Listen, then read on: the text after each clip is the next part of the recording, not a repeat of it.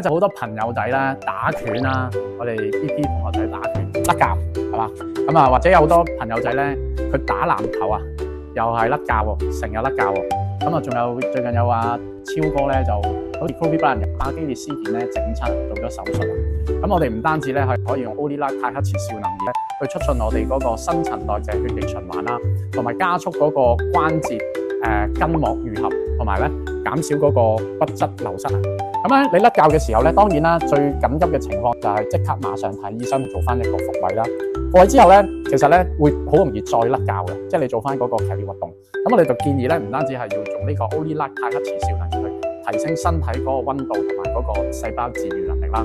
我就今日同大家介紹下咧，呢個就叫做火神吹啊。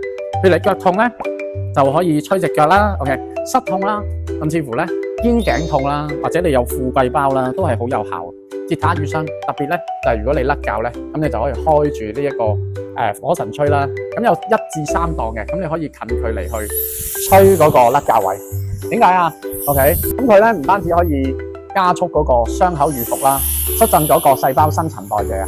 咁啊，再可以促進咧，其實嗰個肌肉組織個筋膜黏連啊。因為甩臼咧唔係就係骨嘅問題，就係當中嗰啲嘅肌肉啦、韌帶啦，去連住嗰個關節位啊。